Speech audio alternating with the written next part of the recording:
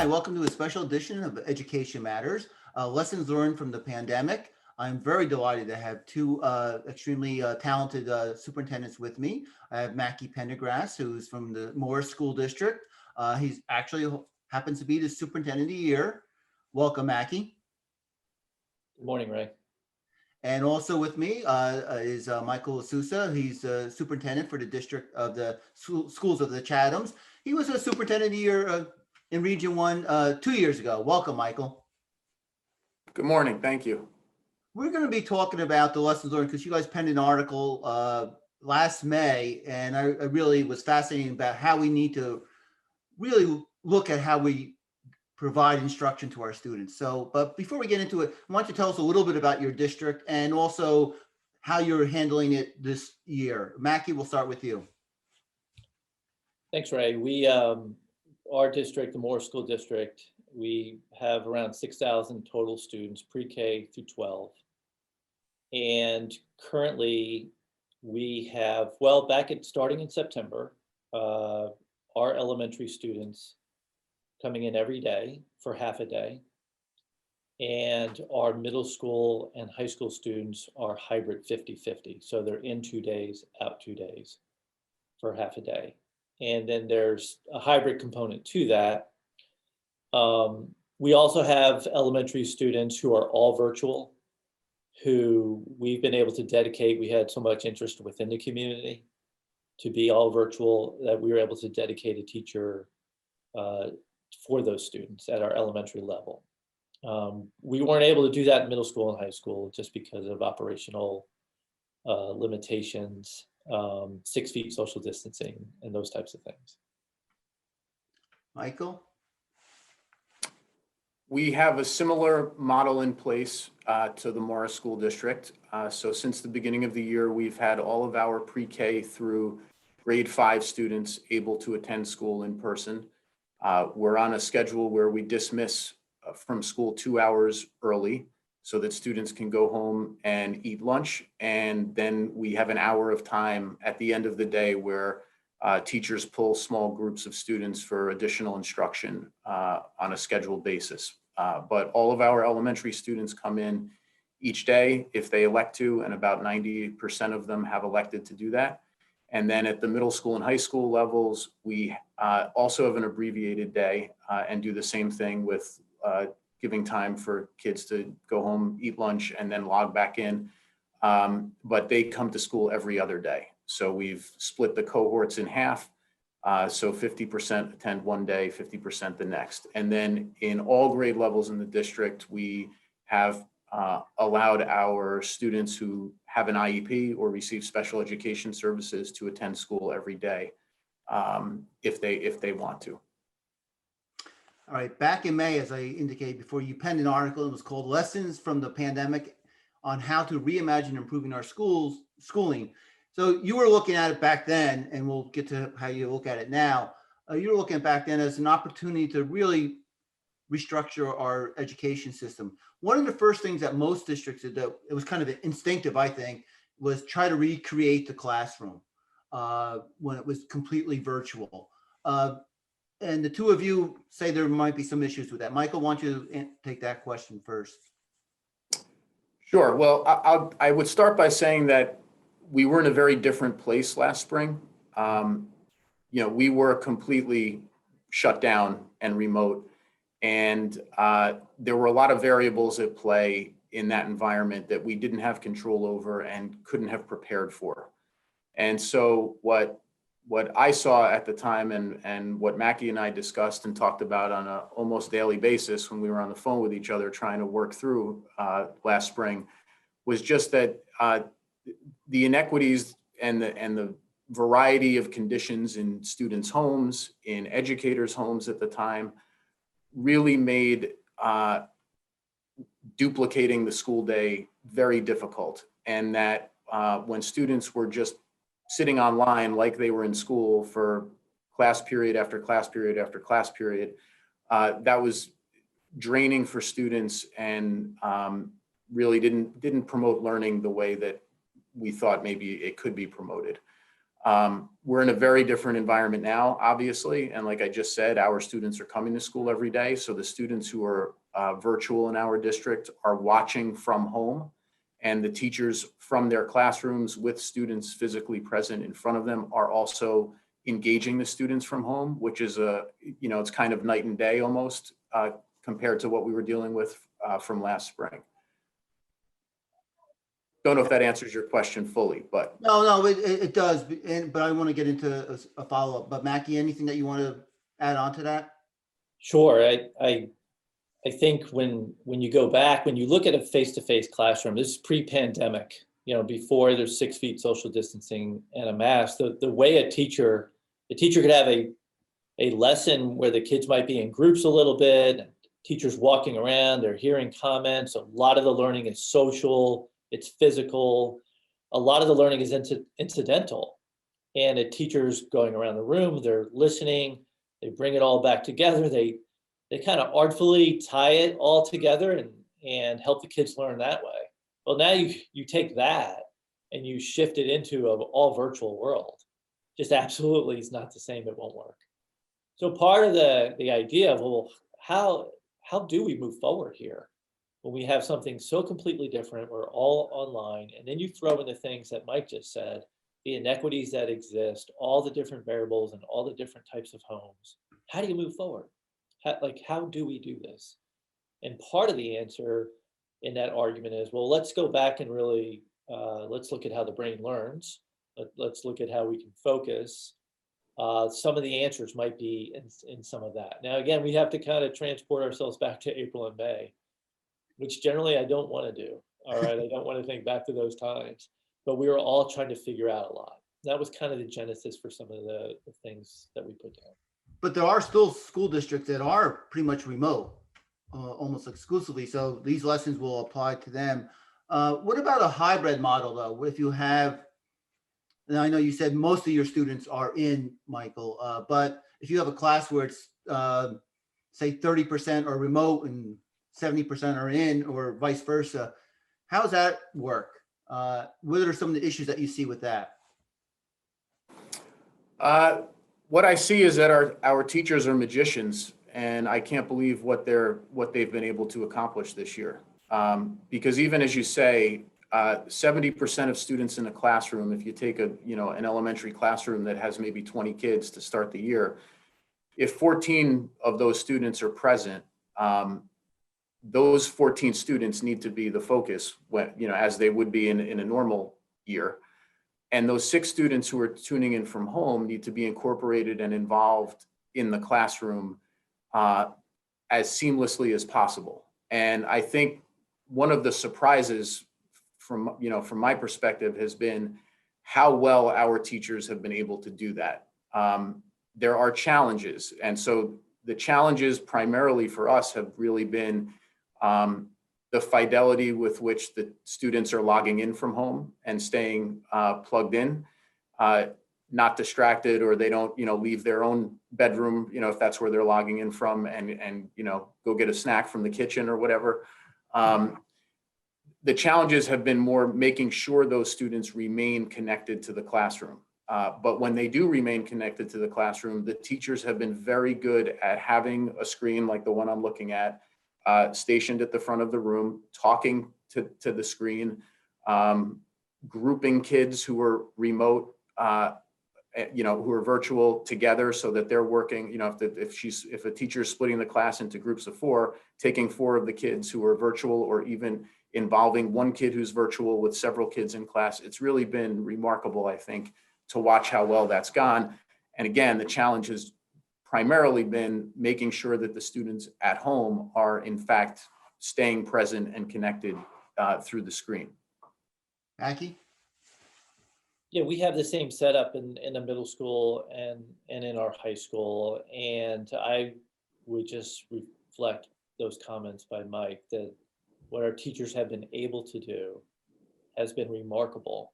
To think about what they're doing, they're teaching the kids in front of them, who, by the way, are 6 feet apart, socially distanced, with masks, and then teaching kids at home at the same time. We think about that. Nobody could have really thought we'd be in that scenario. So we've all had to learn as we were moving forward here, and they were able to, get their feet under them a little bit over the summer, and we were able to provide a little bit of PD and then the necessary technological resources to try to even that playing field a tiny bit, which didn't exist back in April, May, or June, right? So we were able to help out a little bit, but a lot of this is their sheer effort. I think that needs to be acknowledged, just teachers' sheer effort to do the right thing for their students. It is a struggle, for sure, but there is progress being made.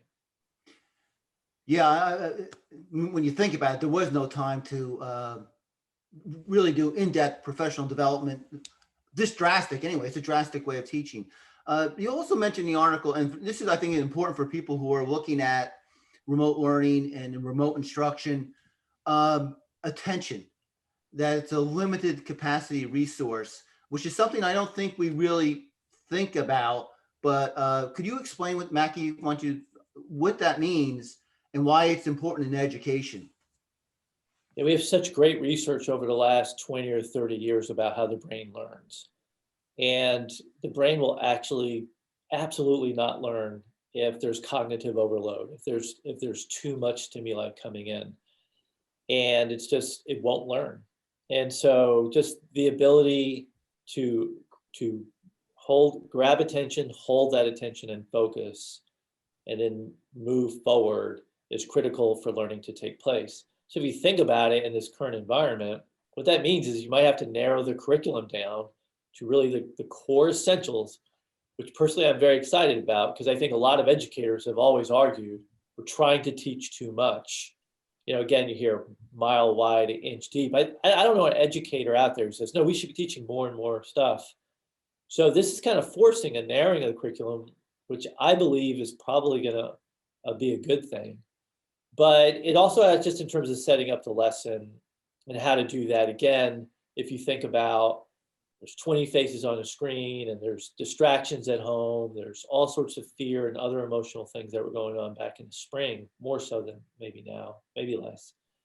But it took some time to kind of set it up so we make sure that attention can be grabbed and focus can continue. It's critical that we always keep this in mind. Mm-hmm. Michael, anything that you want to follow up on? I agree with everything Mackey said. I would add the notion of stamina into the conversation. And I think one of the challenges that I've seen or that we've seen in our district is because we're operating school every day in person, and because the students who are learning virtually, whether it's the 10% of elementary students who have chosen to do that, or it's the half of the students at the secondary level whose turn it is to be home, because the way they're accessing instruction is mainly by logging into a Google Meet and going through their school schedule, learning virtually over a long period of time is very exhausting. And there's more research about this even in the past year about how much screen time and how long a school day can be before a child exhibits headaches or depression or difficulty staying on task. So the fact that we have one foot in each world, we've got the physical world happening every single day in our districts, and we've got students virtually tapping into that world, leads inevitably, it feels like to me, to this place of exhaustion for kids who are trying to do that virtually. And I can't say that I have a good answer for how to rectify that at the current time. I'm hoping next September it looks different than this school year does. But I view that as a real issue and one of the drivers of the mental health concerns we have for our students. That's the whole program in and of itself, I think. A big discussion. Mac, I just want to reiterate one thing you said. We're looking for depth. We should be focusing more on depth than the breadth in our instruction. We probably always should have been doing that, but this is forcing us to really look at that depth. Is that what you're focusing in on? Yes, I think that's a 100-year-old conversation in education. You can go back to John Dewey and others, right? Go back a century. But I think that if you try to cover just a lot of material, then that is a recipe for failure right now, in my opinion. So it's forcing, I think, to try to go deep instead of just a lot. And ultimately, that might be a good thing if we do our jobs and we learn the lessons from this. You know, before we came on, I had interviews with teachers who were language art teachers in high school, and they said they're not covering as many books, but they feel they're deeper. It's a deeper dive into each book that they're reading, which from their perspective is probably better. So I think they would, and that was a natural occurrence. I don't think they had a choice. They felt that was the only way to do it in this infrastructure. Yeah, I think there's real value. I'd be shocked to hear an educator say otherwise. There's real value in trying to go a little bit slower sometimes and deeper and more thorough in some things. Well, in terms of that timing that you talk about, one of the answers that you say is on YouTube and the Khan Academy, and that gets to the timing issue. Mike, maybe you can answer that we have to have our kids learn at their pace, so to speak, instead of us covering, we have to get to this end of this lesson by, the Friday and just move on. Is that one of the other lessons that we should be taking out of this?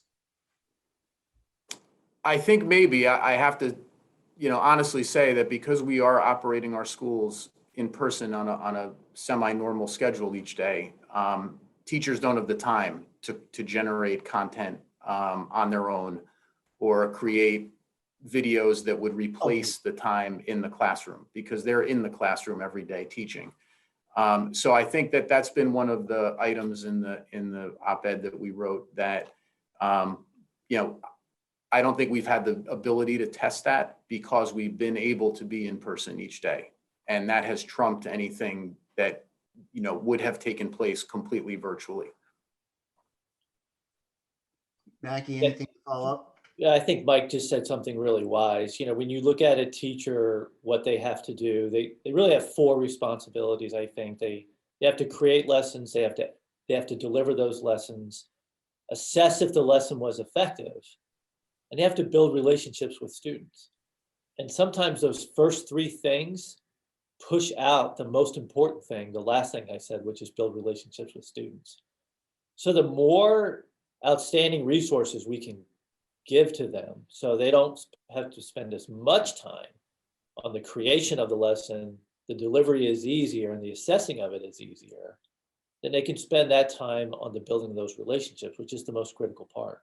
So things like Khan Academy and other resources that are out there that help them get to that end, that's a great goal for us to pursue over the next 10 years. And I think, our teachers don't have the time to do so much of these other things. But I think moving forward, to be able to minimize those first 3 things that I mentioned so that we could focus more and more on that last thing, building relationships and working on personalizing those things with those students, that I think there's going to be an opening, hopefully, in the next 10 years in that area. Mike said exhaustion for the students doing all this. I think there might be exhaustion also on the teachers end as well, because they have 2 different audiences a lot of times that they're instructing. How do you build the relationships now, though? Because it's a little bit different for a teacher, even in the classroom, because you have the social distancing parameters. So what are some solutions that you think we can probably look at? Mike? Well, I think one of my pleasant surprises has been how absolutely awesome students have been. I mean, from kindergarten right on up, they've kept their masks on. They, especially back in September, were so excited to return to school. Now we're in February with 5 inches of snow coming, maybe not so much, but they've been very happy to be in school. And our teachers do what teachers do. So they establish relationships. They find ways. They make jokes about the masks. They, at the elementary level in particular, have routines to make things fun. I don't think that has been a big problem, to be honest with you.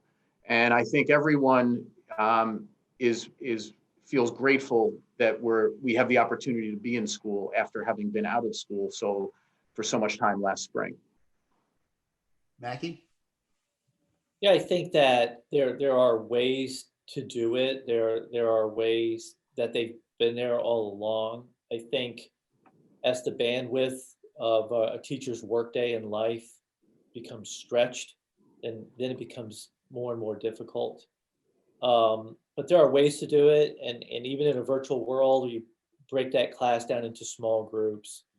The ways that worked, though, I believe, in face-to-face, in terms of some of the interactions that quite naturally take place between a teacher and a student in a classroom, can be replicated, not perhaps as effectively, but can be replicated for some of our students. We have kids who are all virtual, and they have great relationships with their teachers, and teachers who've done amazing things, like Mike said, to establish, put smiles on their faces.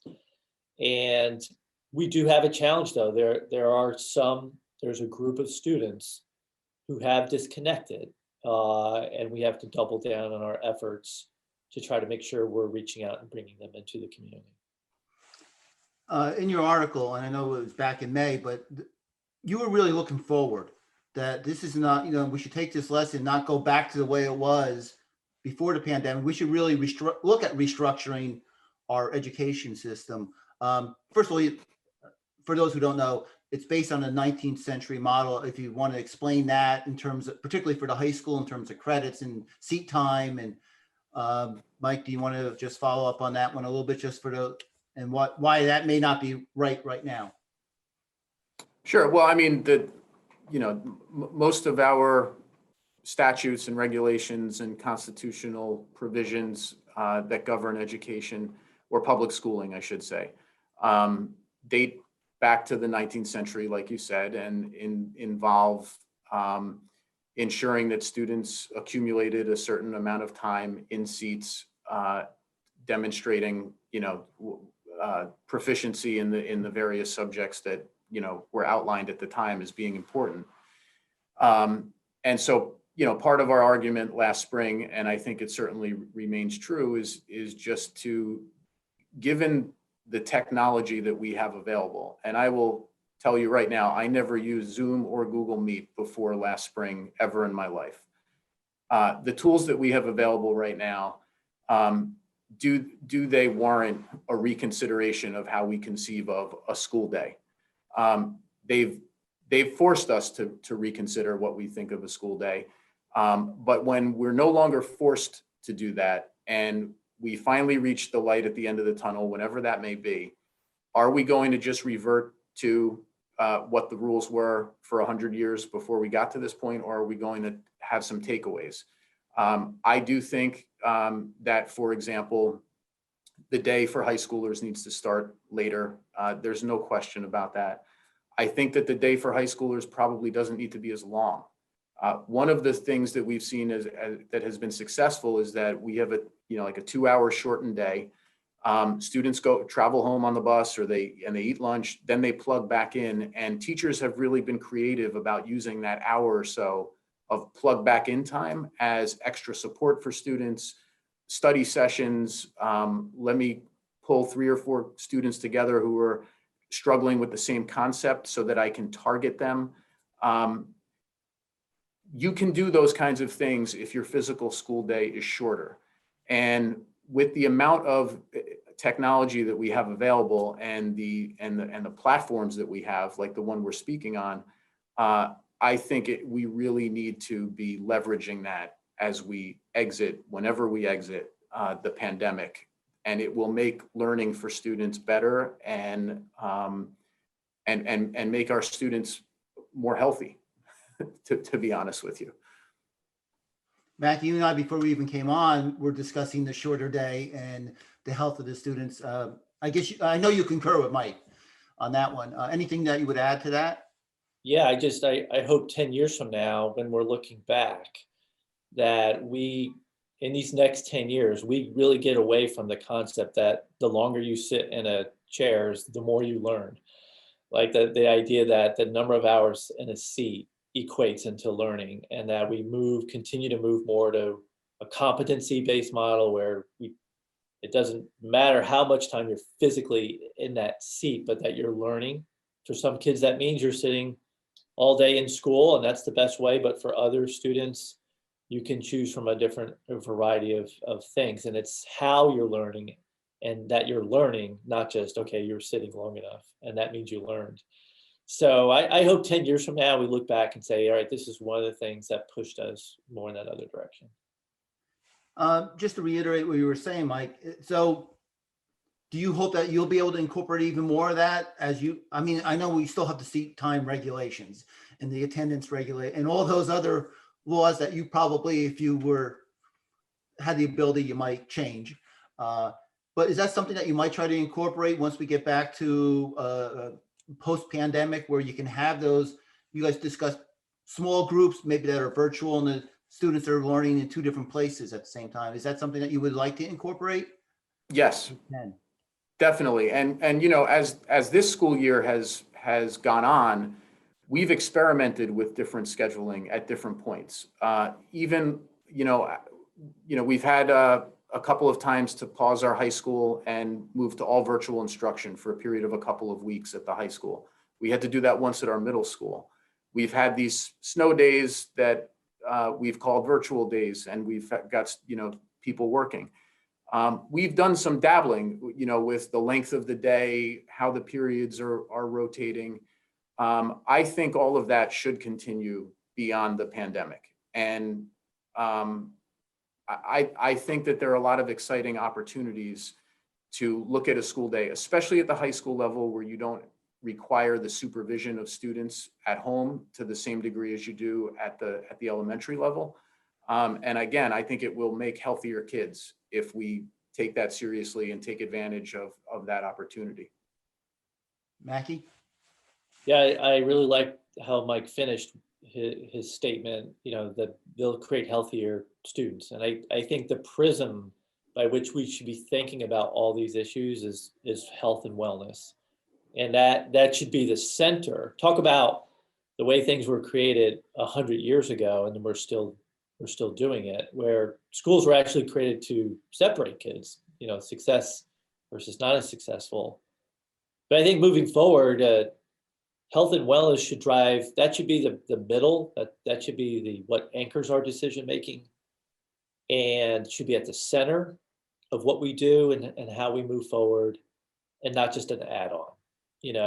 So content, and here's what you need to learn, and then health and wellness was kind of added to all that. I think we should really need to start from what's healthiest for the kids, what's best for wellness for them, and then that drives everything else that we do. If you think about our students, think about what they've been through. Again, think about the explosion of social media and the ill effects of that. Think about school violence, economic distress, the public health crisis, all these things that these kids are living through.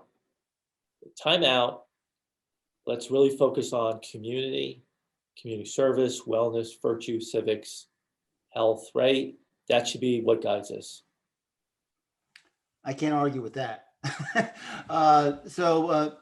Last question. As we move into next school year, hopefully I feel there's some optimism with the vaccine rollout that the next school year will be a little bit more normal.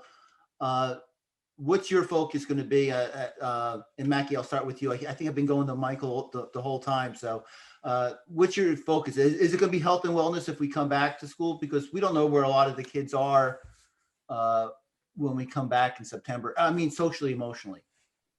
Yeah, I think so. And I think part of that is going to be figuring out where our kids are at.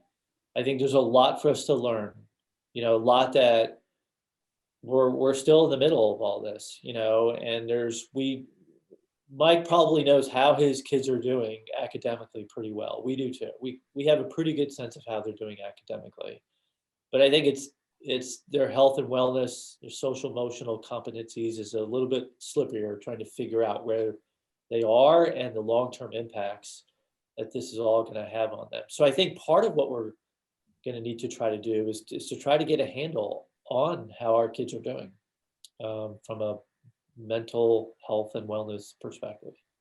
Just figuring that out is going to be, I think, part of our task. Mike?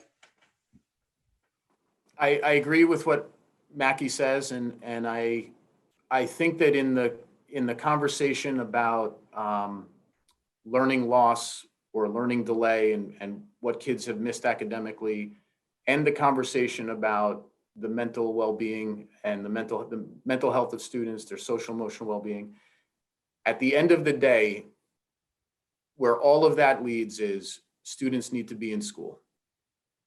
And so priority number one for me is going to be to continue to, maximize the amount of time students are in school, because it's better for students to be in school. Our staff can support students better when they're in school. Students can socialize with one another when they're in school. So I think that we have lost focus a little bit on that priority as a state. We should be doing every single thing we can to ensure that students are in school. And that means vaccinating teachers. Teachers should have been eligible for vaccinations a month ago. It means insisting that schools reopen if they're not open yet. And it means positioning all districts for September or next fall to be in a position to offer more in-person instruction to students than they're offering now.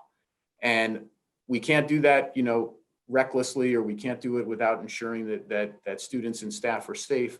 But I think that the first, if you're looking at Maslow's hierarchy of needs, number one is make sure the kids are in school. So that's the focus from my end. And then we get to what follows from there. And I think Mackey's spot on. Our students actually have done okay. They've done about as well academically as they've done in past years. We're fortunate because we've been open largely, but the social and emotional impacts of what we've experienced, and the socialization delays, forget about learning delays in typical social development for kids is being impacted right now. And those are things that we have to focus on at some point in the future when we're back in a more normalized environment. Okay, that brings us to the end of this Education Matters. I hope you found it fascinating. I did. I think both of them make me think about the future and not going back to an old way, but creating a new, better, improved education in New Jersey. Neither one's the commissioner of education or the governor, so we may have to move at a slower pace than they may wish. So thank you, Mike, and thank you, Mackey, for joining me. Thank you, Ray. Thank you, Ray. All right, that brings us to the end of this program. Hope you enjoyed it.